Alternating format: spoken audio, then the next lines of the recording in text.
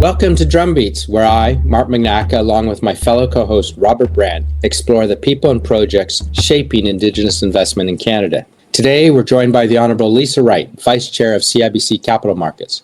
She discusses CIBC's commitment to supporting Indigenous communities by expanding access to capital and creating inclusive financial pathways. We'll look at how CIBC prioritizes Indigenous investment, drives economic growth, and strengthens Indigenous-led projects across the country. Lisa, you've been a distinguished leader, held several leadership roles in public and private service over the years. Coming out of the summit, what is your vision for the future of investment in Canada, in particular as it relates to investment in Indigenous communities? Yeah, well, thank you very much. And I was delighted to be invited to come over and take part in the conference. We've been doing a lot of work in Canada about getting the word out that Indigenous peoples want to be part of a project, an equity partner in some cases, not in all cases. It really is up to the community how they want to proceed. But there is an obligation for free, prior, informed consent. And with that comes the opportunity to have investment. The tricky part about it, though, is in Canada, it's very difficult for Indigenous communities to get competitively priced capital in order to be able to participate in a project.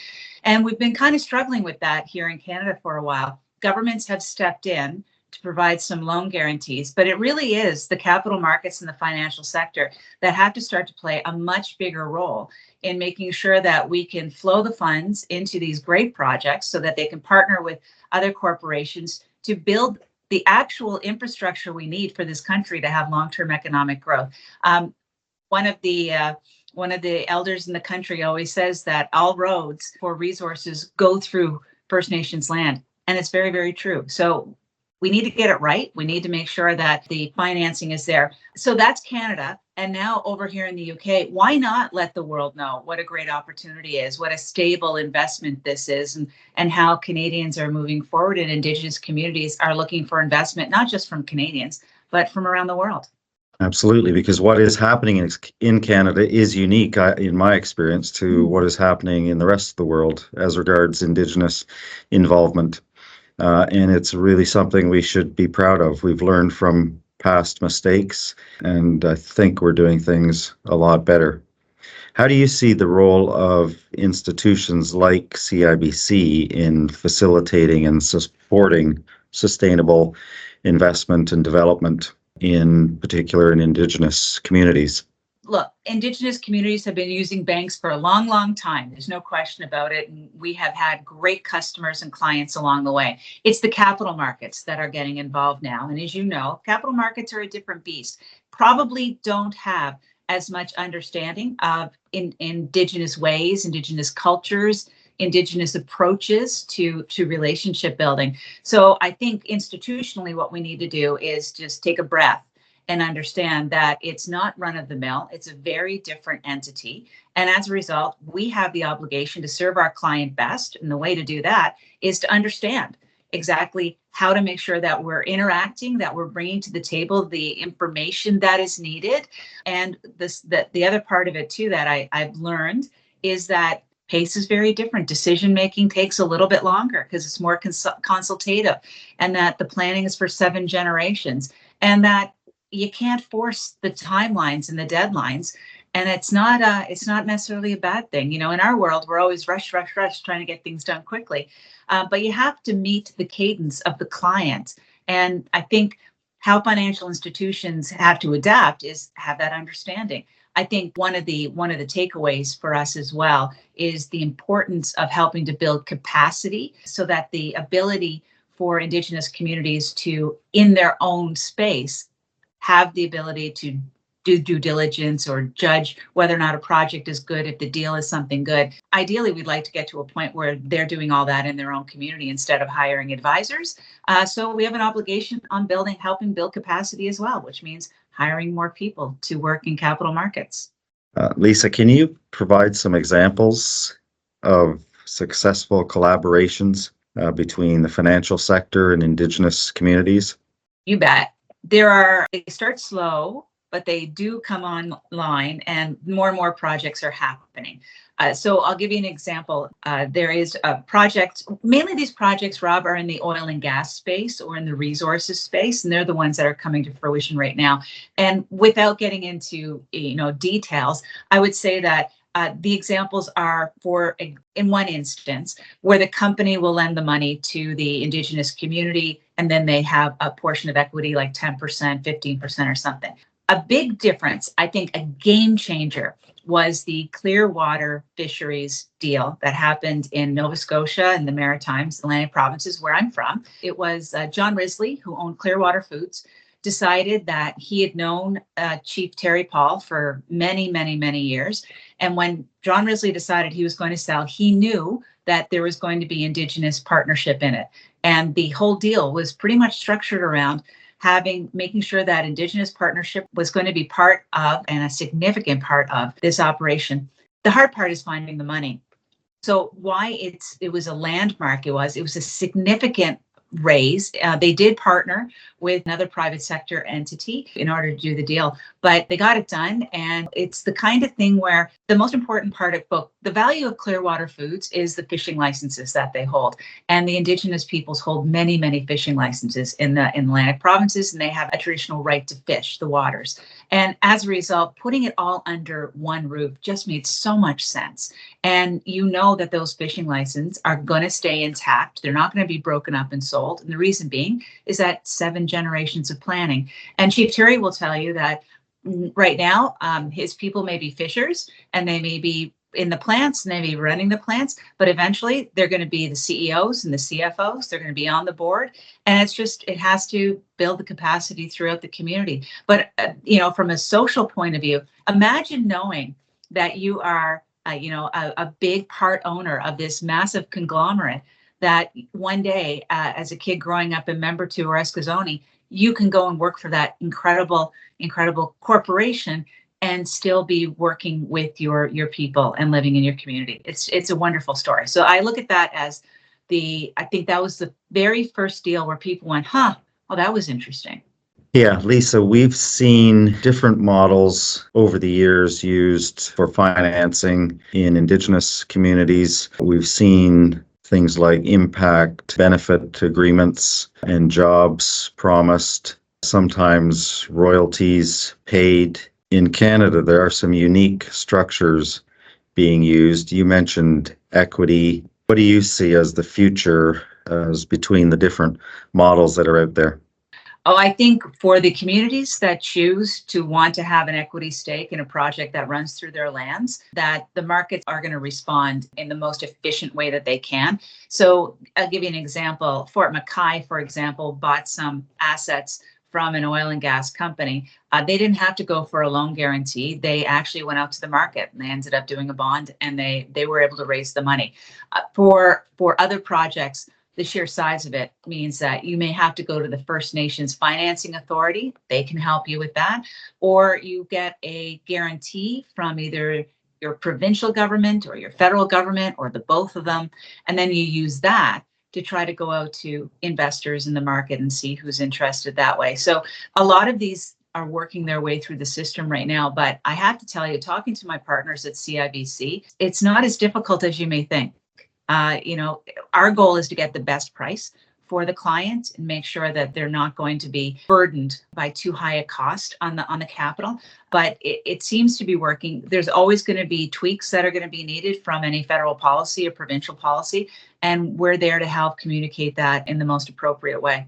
It does sure seem like the days of a non-Indigenous business wanting to do a project on Indigenous lands, just leasing the land or just promising some jobs or some training is probably not good enough.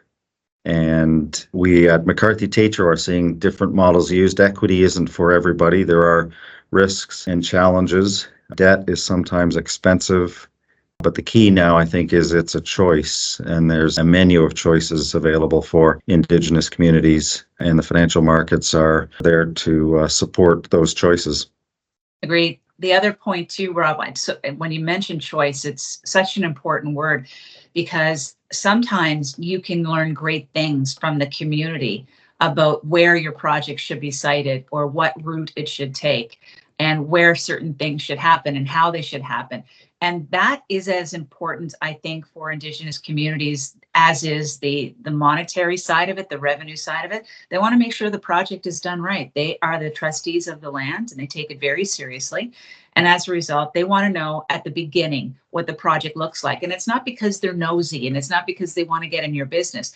They actually can add value and help. And especially in Canada, where environmental assessments can take a long time, why wouldn't you want to start by going and speaking to the Indigenous community and just say, this is what we're thinking of. What do you think? And build the relationship from there. Like I said, we don't have to rush and do everything immediately. Hopefully what will happen is you'll end up having a shorter time because you took the chance or you took the time to do the work up front, as opposed to ending up in court at the back end of a project. Just on that, Lisa. So, Canada is one of the top G7 destinations for FDI. How do you think in this environment that we are with onshoring and friendshoring, how will this role that the Indigenous peoples are now playing in the economic development of Canada, not just their communities, because it's of the country as a whole, how do you think this will affect the perception and the attractiveness as a destination for FDI? So it's really interesting what's happening. I can't speak for Indigenous communities. I'll let them speak for themselves. But what they have told me in my observation is, in a lot of cases, foreign direct investment is coming right into the communities and bypassing the Canadian government, quite frankly. They're not going to the Crown in order to seek permission to go and speak to the Indigenous community. They're going directly to the Indigenous community. So part of the role that I can help play at CIBC is something like this, creating these kind of connections here in the UK that allow me to say to somebody in British Columbia who is looking for investment, where do I start? How do I reach out to other people without going through the government? I can say, well, look, you can come, here's the platform, come here and they can help you and try to figure out how to get in front of the right people. Because, the part of the work that's being done right now is the work that is necessary for foreign investment to take a real good glance at projects. And it has to do with creating strategies and creating programs. So in British Columbia, for example, the First Nations there have a critical mineral strategy that they've put together. And they want to travel with it and they want to explain it to companies and investors in other countries. And now they have a path that they can follow by being able to go through a forum like this that isn't necessarily connected to the government. Going to the government's not a bad thing. And Jonathan Wilkinson, who is the Minister of Natural Resources, says that every time he goes to a foreign country to talk about LNG, he is going to ask for an Indigenous delegation to come with him to put the people together, which makes a lot of sense. And I see no reason why any government going forward would not do exactly the same thing. It helps facilitate trade. But the reality is that capacity needs to be built, strategies have to be in place, and then you need route in order to be able to facilitate. And then you go from there. Yeah, the law is catching up with Canadian law adopting the UN Declaration on Rights of Indigenous Peoples, but the business world and I think Indigenous communities are already there. The fact is, whatever the law says, if you want to get a project done, if you want to invest in a business that's going to have an impact on an Indigenous community in Canada, you will need that community's consent. Bit surprising, we've heard at the summit of instances in the past where projects, pretty big projects on Indigenous lands proceeded without consent.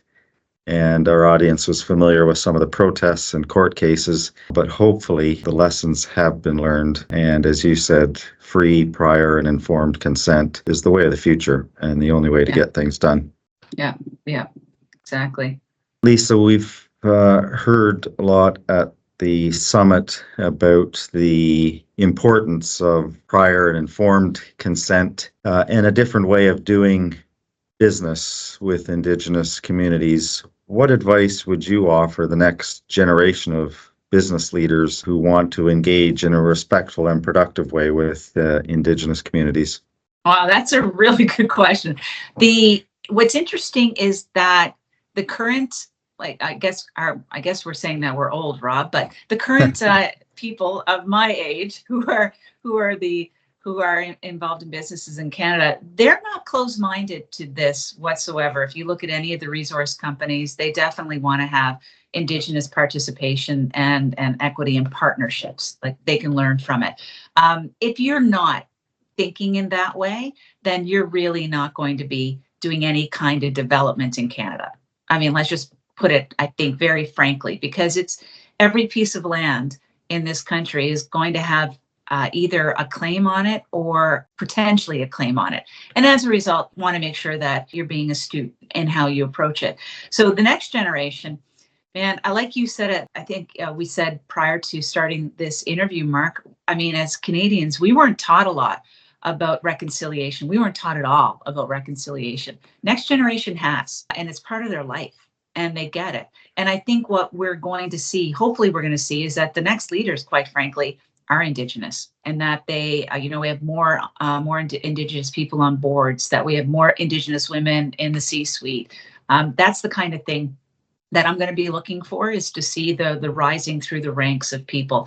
But intake is extremely important, as you know, and we have to make sure that we create, I guess, a path from post-secondary education into jobs that make sense, and that we can train the next leaders in companies and in institutions. So I think what I would say to the next generation of developers is, you've been taught the importance of economic reconciliation. We all agree that that's our path forward.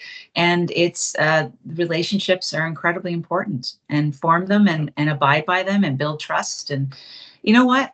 We could do with a lot more of that kind of relationship building in this market than possibly the old ways of being so cutthroat. But, I'm saying that as a former politician, not somebody who comes from financial institutions, and I'm sure people are rolling their eyes at my Pollyannish ways.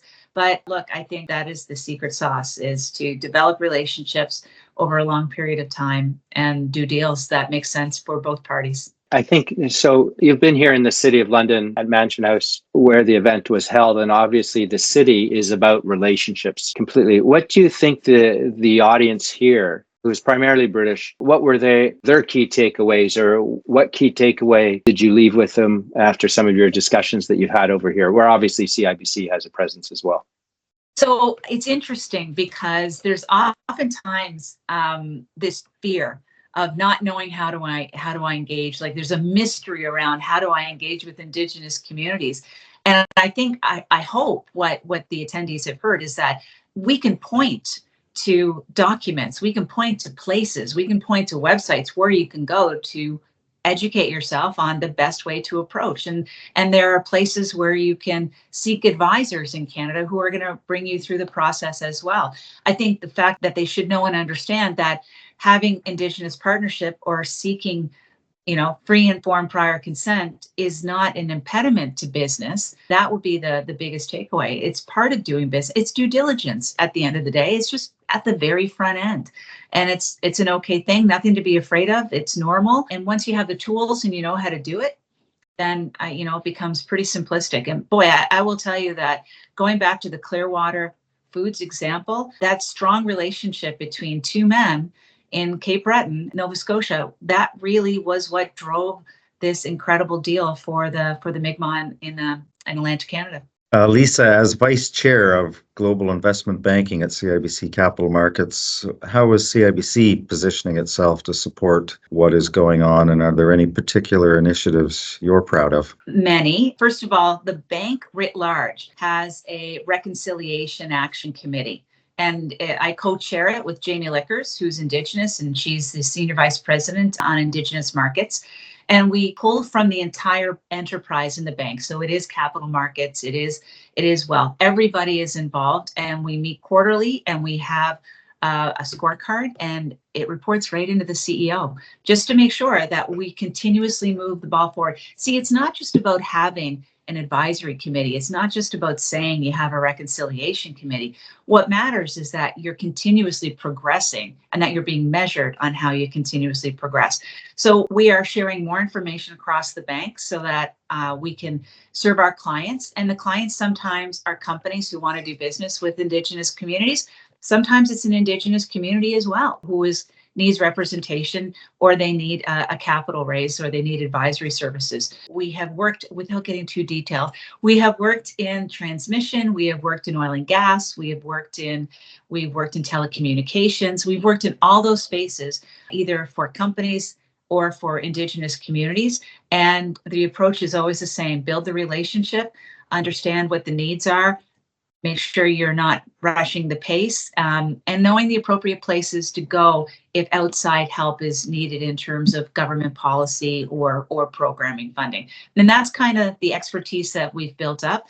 And from my point of view as Vice Chair, for the last 2 years, if you ask me on any interview, on any TV show, anywhere, what is the most important thing the federal government can do, I would tell you, and I have told you, that Indigenous loan guarantees from the federal government are a key to ensuring that we're going to have development in the country and economic reconciliation. And after many, many, many years of bugging, one of the voices, Charlene Gale, and the whole crew did a lot more than I did, but I added my voice and I used my platform just to say this is important. It's something that Canadians want and something that Canadians need to have as a relationship with Indigenous communities. Yeah, there were many voices, and yours and CIBC's was an important one in that mix that helped bring that about. So congratulations to you and everybody else who advocated for that initiative. It's an important one, hopefully a first step to help unlock what is needed, not just in Indigenous communities, but Canada. If we are going to transition our energy sources, if we are going to grow and become more productive as a country, you mentioned all roads on these projects lead through Indigenous territories. We've heard statistics like there's something like 470 odd projects in the pipeline expected over the next 10 years, 500 odd billion dollars of investment needed. These are projects that run through or on Indigenous territories. And so we need programs like the federal government has initiated to help kickstart some of those. Yeah, I agree. You know, it's interesting too. At the beginning, this particular government, which, full disclosure, as you know, is not my political stripe, being partisan, but this particular government at the beginning, when they started talking about federal Indigenous loan guarantees, were very focused on excluding oil and gas.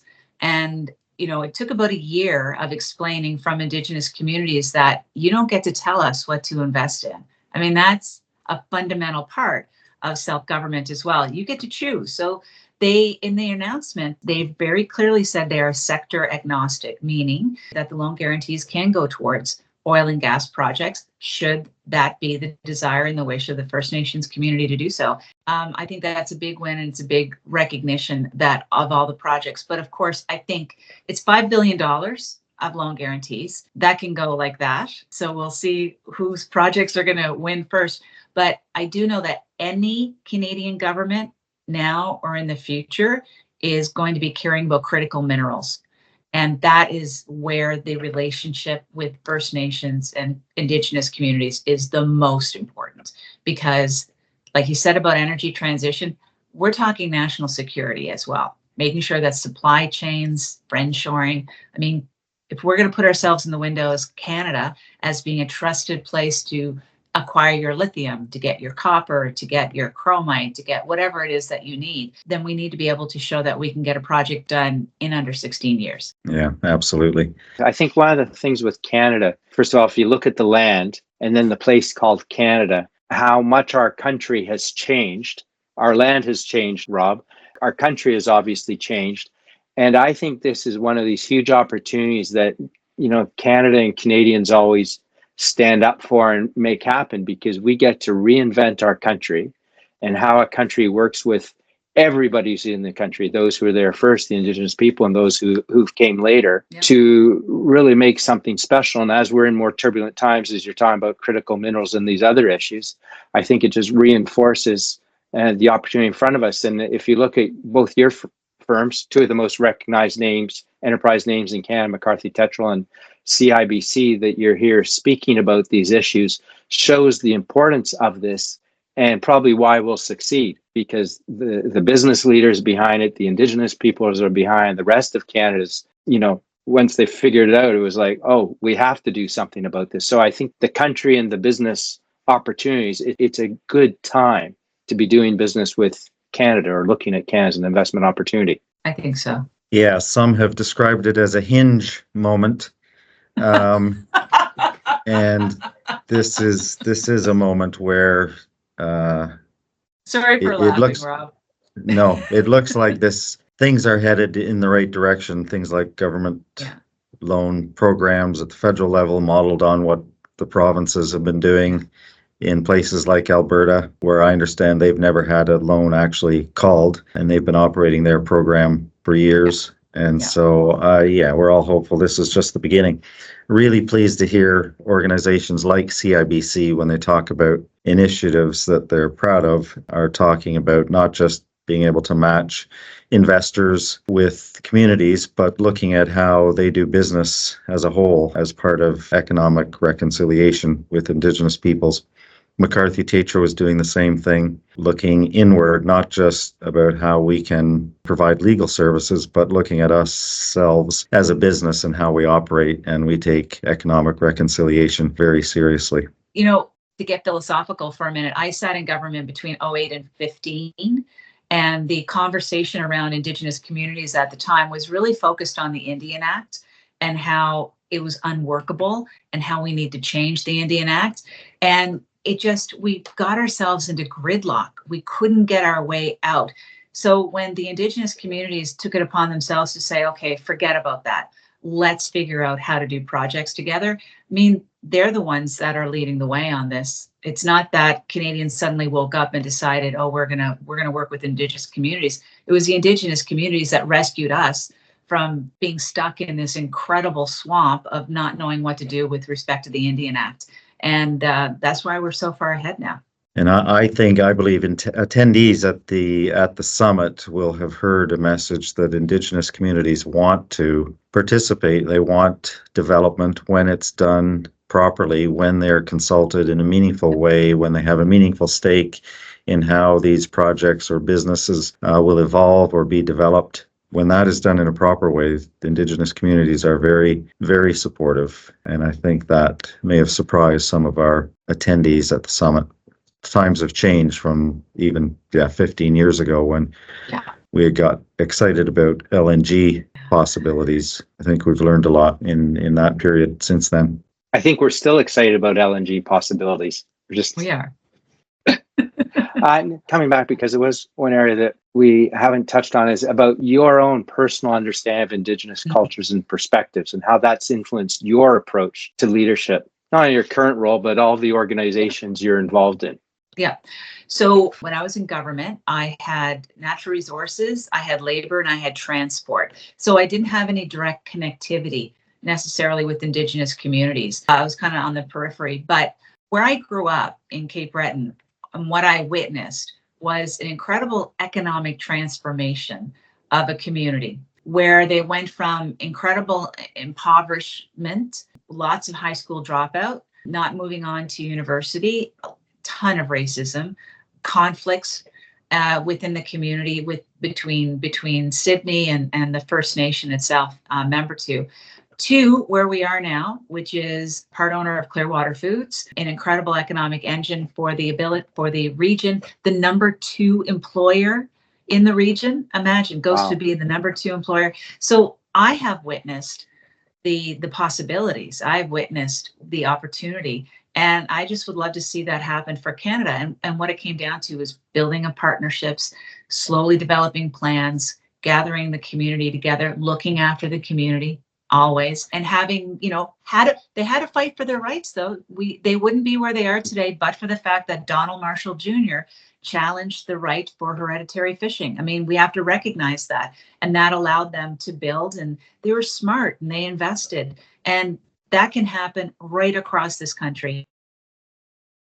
And that's what I bring to the table. And I have borne witness to the incredible, I would say, metamorphosis of a community in no more than 30 years.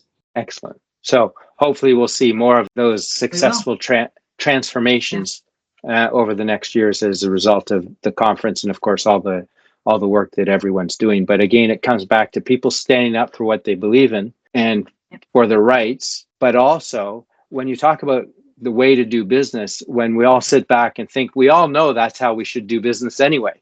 It is about building relationships, right? It is about taking time, getting organized, and doing things in the right way, not necessarily the quickest. Okay, speed is important, but to do things well. And I think this is the chance to reinvigorate the approach to business, because if you come to Canada to do business now, these are the rules of the game. And Canada's a lot to offer foreign investors around the world. And this is just the new playbook that we have.